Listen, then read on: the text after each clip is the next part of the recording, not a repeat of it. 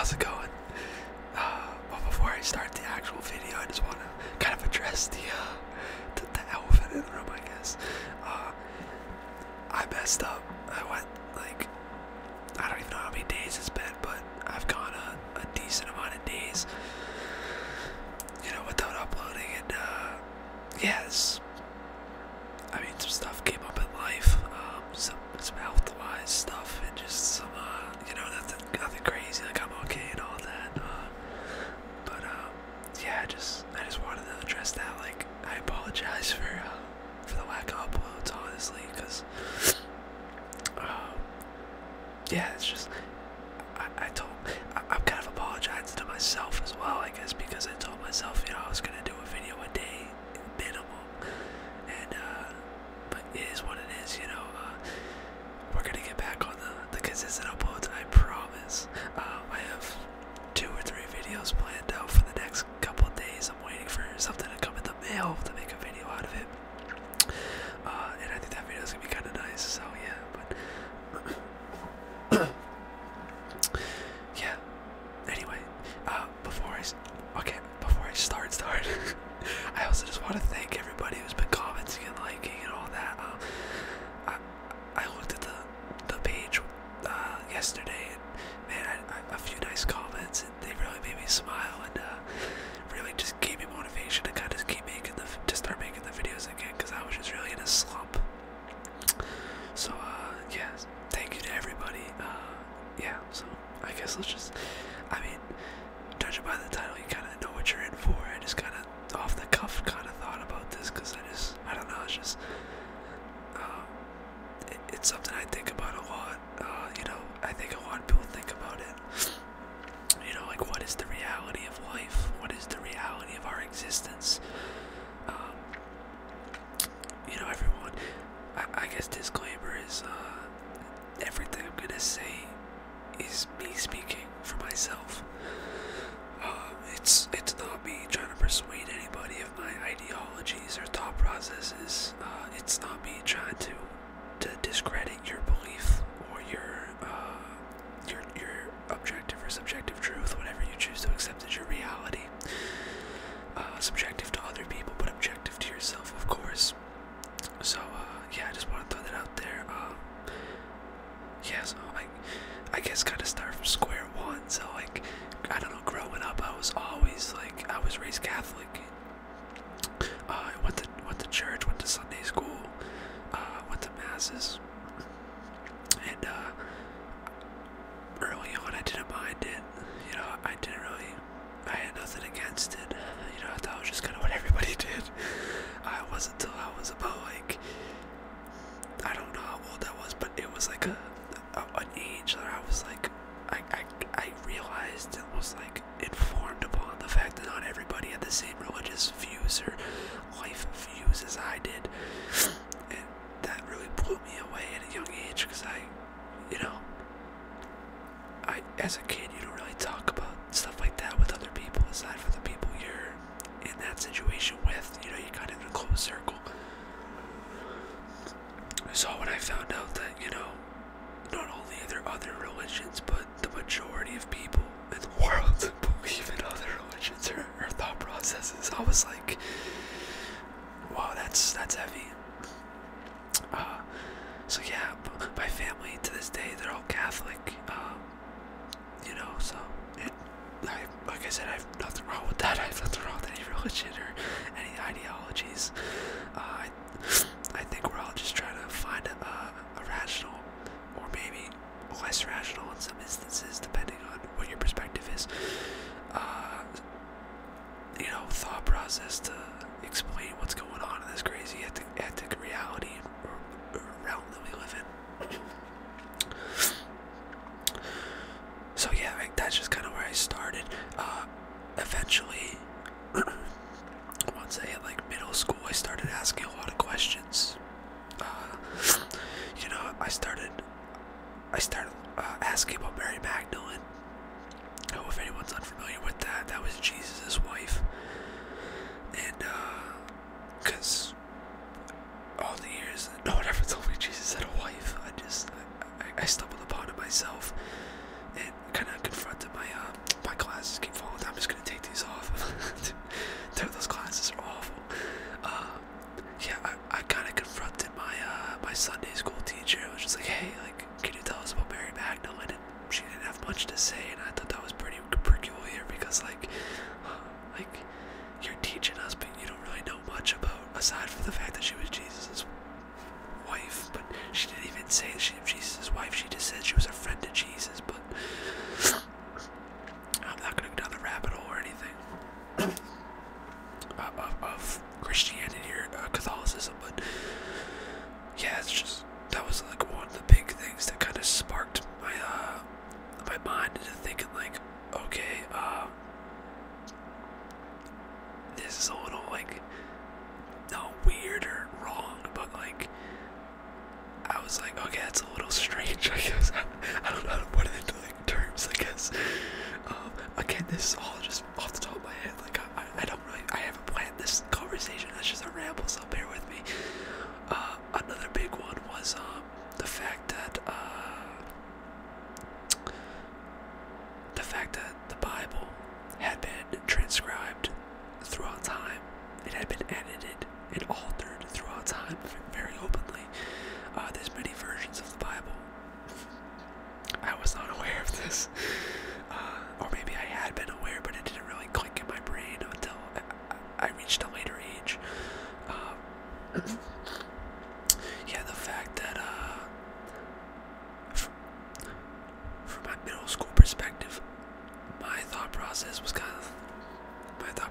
of like, okay, so you're telling me this is the word of, and again, if you're Catholic or Christian, please don't take this offensive, because I don't mean for this to be offensive. This is just an open thought conversation. Again, I just want to state that, because I don't want to offend anyone or discredit anyone's belief. That's not what I'm going to do here.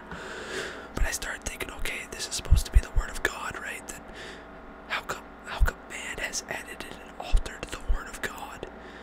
You know, if it's truly the word of God, and again, I was like 13, 14, so it was like a simpler version of this. Like, throughout the years, my thought process has become more concise, but it was just like, okay, why are men editing the word of God? Like, that just doesn't make sense to me. You know, why are there different versions throughout history? Yeah, then, like, another big thing was, this one really, like, sealed the deal for me. It was like, I found out that this was probably in high school. Like, this was probably like freshman year of high school. I came to this like conclusion, like, found this evidence, but that the modern day depiction of Jesus isn't actually accurate to what Jesus had looked like.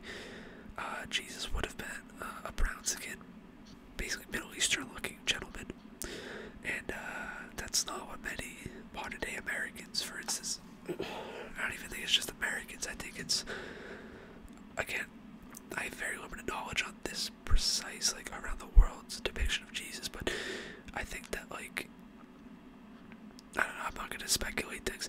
Anyways, I found out that the modern day Jesus that we all see and know was actually the son of a former pope. I believe it was during the 14th century. His name is slipping my mind. Yeah, his name is slipping my mind. But that's not as important. But once I found out that, you know, the Pope had made his son the face of Jesus, basically, I was like, okay, that's a pretty big thing. You know, like, that's a pretty big,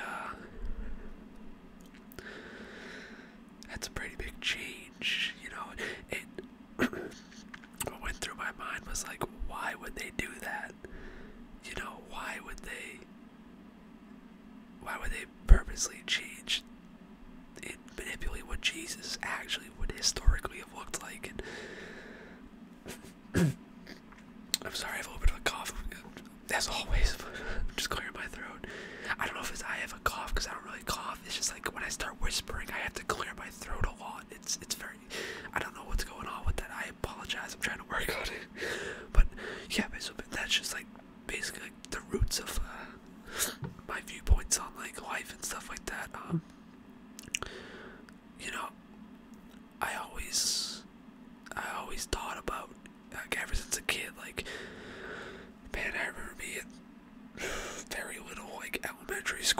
just laying in my bed and just, it was like, I don't know what time it was, but it was late, and I just couldn't sleep, and I just laid in my bed for what seemed to be hours, just crying, and just silently crying, because I didn't want anyone to hear me, because I didn't want to have to, like, have this conversation with anyone, but I was crying, and I was like, I remember this vividly. I was just thinking to myself, like, if I die right now, or like when I die, like, what if there's nothing? Like, what if it's just over? Like, okay, let's just say it is all blackness, like it's nothing, there is no afterlife. Does that go on forever? And if that goes on forever, am I gonna experience that forever? Like, am I gonna be conscious? Like, I didn't think about the being conscious fact, but like, that's again, in simpler, in more advanced terms and thought process, I was thinking that I was like, am I gonna be conscious, or am I gonna be unconscious? And if I'm unconscious, what is it like? You know, like, I don't know. That just it just really perplexed me as a kid, and enough to always stick with me throughout life. You know, like, I don't remember many things from elementary school, but that's always stuck. And again, this was like early elementary school, like probably first, second grade. You know, it's always stuck with me. Yeah, so that's a sidetrack, but kind of after I started coming to those realizations about Christianity for myself, my self-analysis, I started distancing myself. I started mocking religion in general. I started mocking people who believed in religion. I started, you know, being disrespectful toward religion in any way. And I was very cynical because I was very mad that I wasn't being told the whole truth, and that the truth seemed to be man-made. So I ended up being atheist for a while, like full-out atheist. Like I thought to myself, okay, when I die, that's it. Like, I accepted that. I was like, I never fully accepted it, but like I pretended like I accepted it. You know, I was like, if someone asked me, I'd be like, oh, I'm an atheist. Yeah, I don't think anything happens. I don't think there's an afterlife. Like, I didn't get nothing wrong with anyone who's an atheist. Like, all power to you if that's what you choose to believe. I personally, I find it a little upsetting because, you know, I don't know, it's good to have, I don't know, it's not really upsetting, I guess. If you've thought about it, but it's just, I don't know, it's whatever. But yeah, I was full-blown atheist for a while, and then, I don't know, once I started just kind of maturing a little more, I guess I became agnostic. You know, I was open to the idea that there could be a God, but I was also open to the fact that there couldn't be. Like, I understood that both outcomes were equally, what's the word I'm looking for? I guess they're both equally possible. So, that went on for a couple years as well. And then, in 2018, the end of 2018, this is like a whole separate video if you guys want to, like, hear about, like, what happened. Right? Maybe I'll make that video one day, but I had a really life-changing experience. Like, nothing short of an absolute life-changing experience in every aspect of my life. My thought process, you know, my mentality, my spiritual self, my consciousness, everything. I met an individual, and it really just woke me up to a lot of new ideas. You know, the individual really planted seeds into my brain to start thinking about, you know, different thoughts, and just different things. So nowadays, fast forward to present day,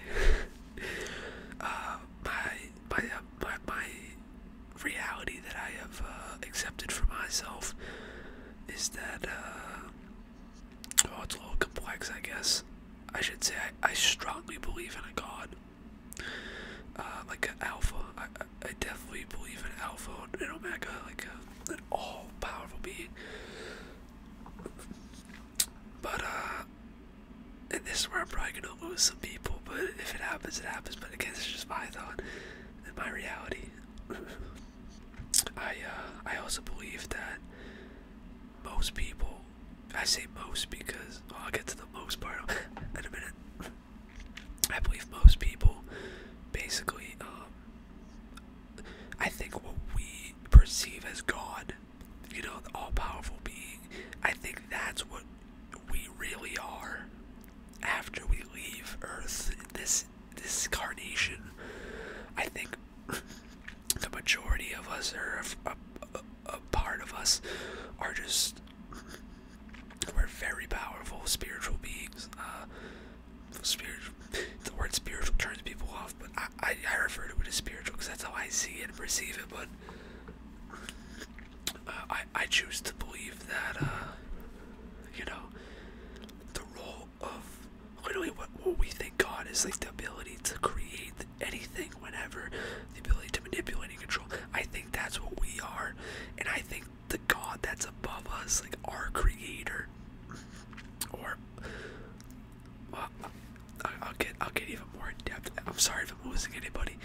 I think that the God, I think we are part of that God I call it Source. I think we're part of Source, and I think Source has extensions of itself scattered throughout, you know, the multiverse, or dimensions, or realities, or simulations, whatever you choose to call it, whatever.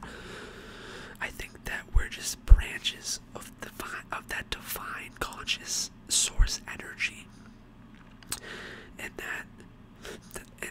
okay, that's not to say that we're not conscious beings who have our own ideologies and our own actions. This is where it's a little harder to explain, because I believe we're symbiotic with the source energy, God, creator, whatever you want to call it. But I also think that we're our own separate entities at the same time. You know what I mean? Like, kind of like a child. Like a child is part of you. You know, like it's your DNA, it's your molecular makeup. It has some of your features, but it's still its own person, or he or she is still their own person. Not it. I just said it like it was like a freaking inanimate object. Okay, that was a mess up right there. So anyway, yeah, I believe that, you know, we are just very powerful. I think, and I guess that translates to my next thought. And this is where, you know, people can be like, oh, you watch the Matrix movies, so he thinks we live in a simulation. Like, yeah, I believe we're in a simulation. I think we're in a biological simulation. Like, I don't think we're in a computer simulation. I think we're in a physical environment. Like, I think the world and the universe is legitimate. But I believe that, like,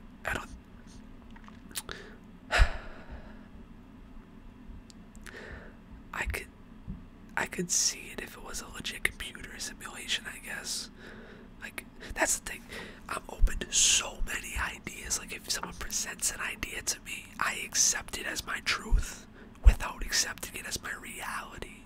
So, let me break that down.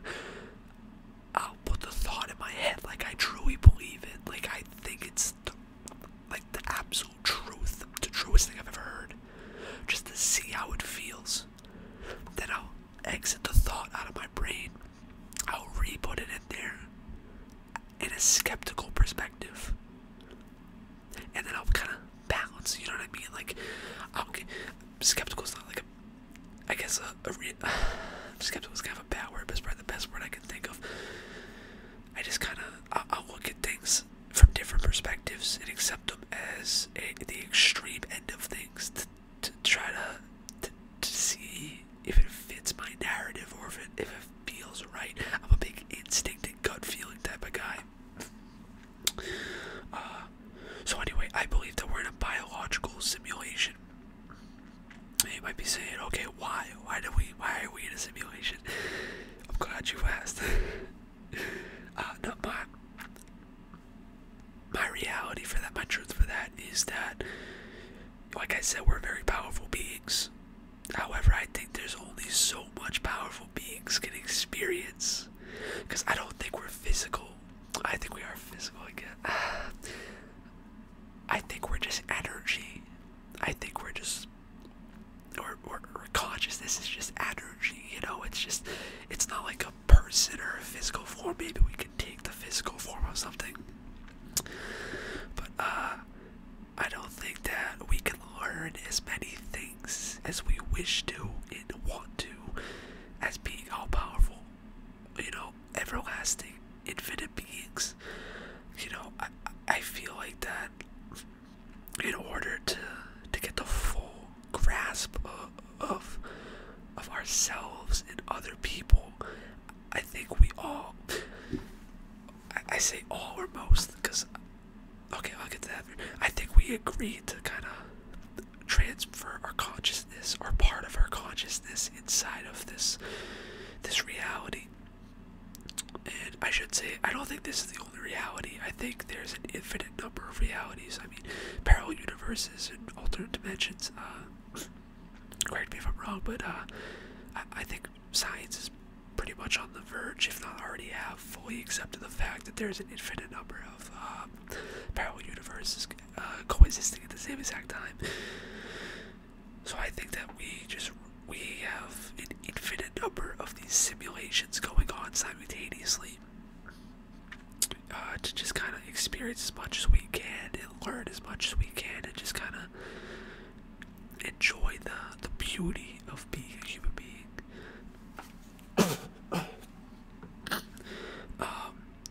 Okay, so let me break this down now. I say some of us, most of us, because, and this is gonna sound like it's very cynical and egotistic, but hear me out. I don't think every human being on Earth is necessarily a conscious being, as I've described thus far. I think there is, I'm not going to speculate on how much or how many people, but I think there's a fraction, I'll say a fraction of the population of Earth that are fully conscious beings. I refer to them as NPCs, or non-player characters. So they take up they take up space. That sounded very rude.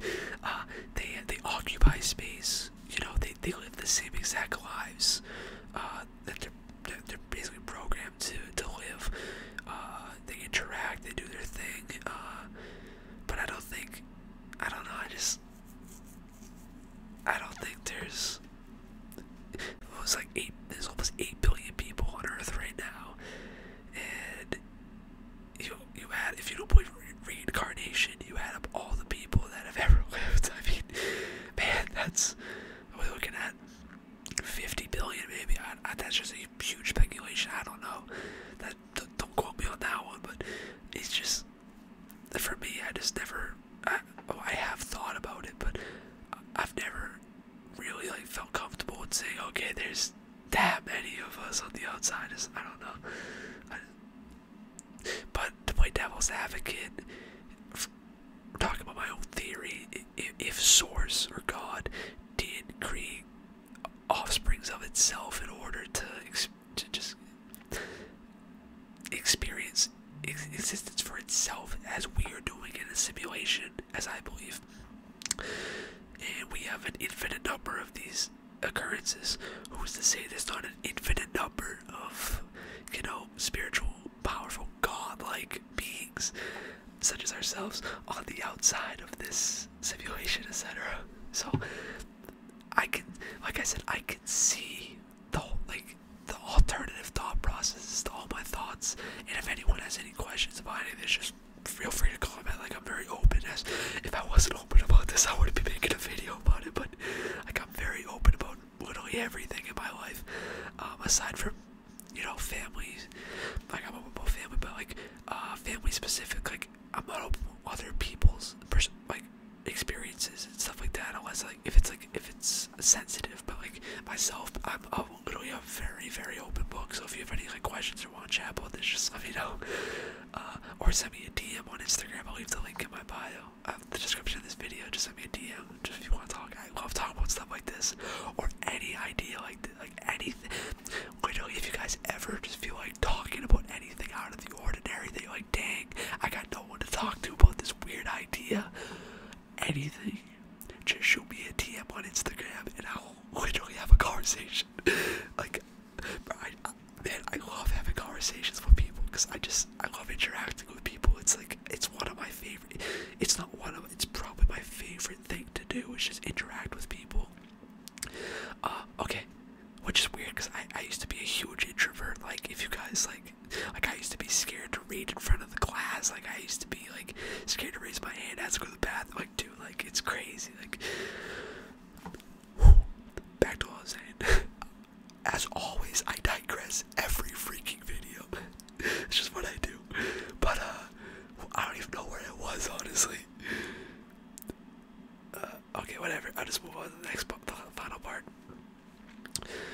So, kind of to wrap it up, I guess. Oh, before that, you know, I believe in reincarnation as well. Obviously, because well, not obvious. It might not be obvious to everybody. It's obvious to myself, because I think about it. But I believe in reincarnation. I think that we just consistently be putting ourselves through these kind of trials, if you will, to just kind of experience, like I said, the experience of living, and having the human experience, and interacting with other people, and feeling sorrow and sadness and depression and anxiety, but also feeling happiness and euphoria and joy and satisfaction.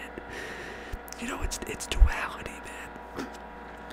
I've always said to myself, happiness is irrelevant without dealing with prior hardship. And man, it might not work very well, but that rings so true to me every time I say it out loud to myself. So yeah, I know I kind of jumped all over the place, so for that I apologize. But very happy that I made this video, and I hope you guys found it enjoyable. Like I said, I'll leave the link to my Instagram in the description if you guys want to just talk about anything. Or just comment in the comment section, either one works for me. But yeah, guys, thank you all for listening. And girls, I always say guys, but like, I don't mean it in like a bad way. I group people together. But guys and girls, thank you all for listening and watching. And you know, I hope it brought you some entertainment and satisfaction and relaxation. And most importantly, I hope it made you think a little bit. I hope it didn't change your mind initially. I hope it just, and again, there's scientific examples of how you can prove we live in a simulation. I mean, there's a study, I forget exactly what it's called. Let me pull it up. Basically, it's a study where there was a scientist shot electrons through where did they shoot it through? Through a copper plate with like holes in it, into like a photosensitive screen. Oh, let me look this up. Into a photosensitive screen, and when nobody was watching it, okay, here it is. It's called the double slit experiment. And so when nobody was observing, the fact that when no one was watching, like when they just had cameras, I don't even know if they had cameras, somehow they knew, but when no one was there to watch it, it reacted differently than when it did when people watched other. Okay, you know what? You gotta look into this for yourself. It's called the double SLIT slit experiment. Just look into it. It's mind-boggling, and I'm not good at explaining things sometimes. Like, I have so much going through my mind, so many ideas, and sometimes I have a little bit of trouble getting my ideas across fully. But regardless, there's actual provable ways. Like, that's not the only one.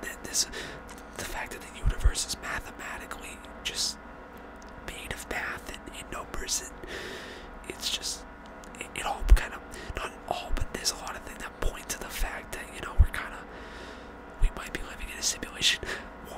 One of the coolest things I ever heard about what someone's saying about the simulation theory was that the reason we're experiencing climate change right now is because on the outside, whoever programmed this simulation, they're also experiencing a climate crisis for themselves, and they ran out of ideas, so they made a simulation in order to see what we would do to combat it, to potentially use that to combat their own climate change, which is kind of a fun idea. It's a very fun idea. I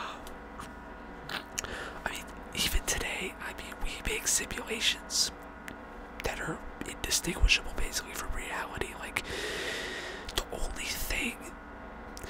only difference between the simulations we make today and the simulation that I believe we're in is the lack of consciousness. I don't think we can yet, and I don't think we'll ever be able to we might be able to mimic consciousness. I mean, we kind of do that with artificial intelligence at the moment, but I don't think we'll ever be able to harness the actual consciousness that human beings have and possess. If we can ever do that somehow, I mean, just a mic drop, you know. Anyways, guys, one love. I hope you all have a great Christmas if you celebrate Christmas. If you don't, I hope you had a great other holiday. Kwanzaa, Hanukkah, whatever you celebrate. I hope it is or was a great time. Thank you all for watching. I genuinely appreciate it, and I'm so excited to start making videos again. Let's go.